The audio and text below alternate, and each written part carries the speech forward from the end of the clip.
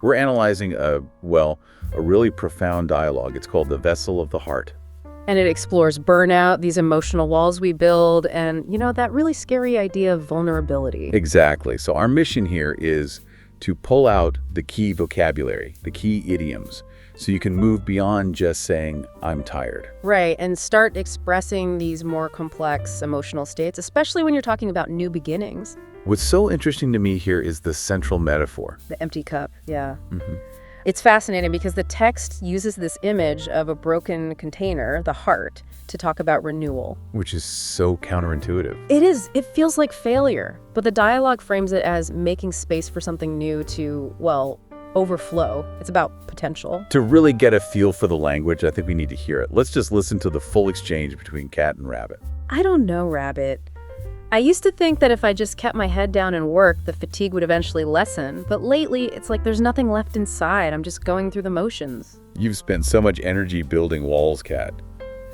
You think those walls are protecting you, but you've actually become a captive in a fortress of your own making. If I don't have those walls, I'm too vulnerable. The world expects me to be a machine. But inside, I feel like my anger is about to erupt over the smallest things.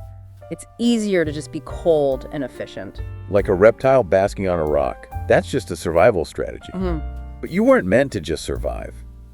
Even a stray canine, lonely and shivering, has the willingness to trust a kind hand. Why are you so determined to be less than a dog? Because trust leads to pain. Every time I've opened up, it's been fleeting. A moment of connection and then it's gone, leaving me emptier than before. It's almost like a dark prophecy I can't escape. I felt like a broken cup, shattered and useless. But that's the thing about a broken vessel, Cat. When it's finally empty, truly empty, that's when the new water has room to gush in. You're saying, I don't have to be the one doing all the pouring. Exactly. The best things in life aren't achieved, they're received.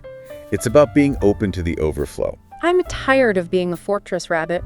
Then let the walls crumble. It's okay to let the world in again. That's where life starts. Not when you're perfect, but when you're open. Wow. I mean, that dialogue builds such a strong emotional journey, and it's the language that really powers it. Precisely. Let's break down a couple of key areas. First, that whole idea of defense. The language of retreat. Okay. Rabbit says, you've actually become a captive in a fortress of your own making. Right, and the word captive is so important there, not just a prisoner. A captive feels more personal somehow. It suggests self-entrapment. And that phrase of your own making, that's a really common idiom. Yeah, it puts the responsibility right back on Cat, doesn't it? It says, you built this, so you can also be the one to take it down. Exactly.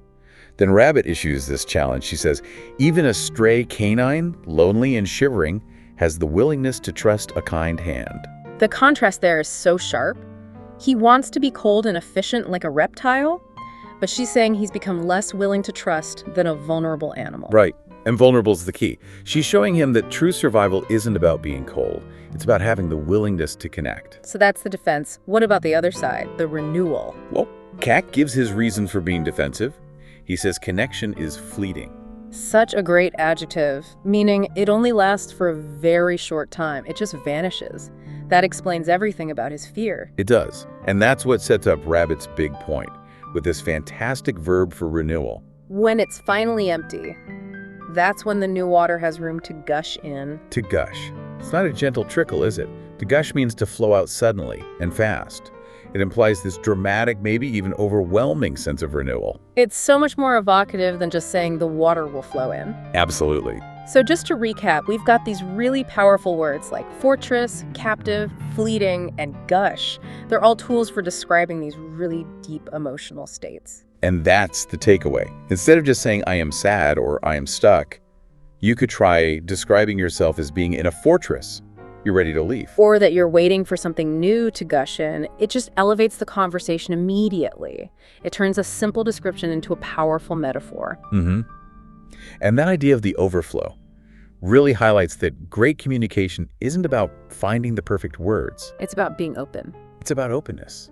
Which leads to, I think, a really good question for you to think about. What's that? How can you practice letting your own walls crumble in your next English conversation? How can you choose that evocative language over just a basic description?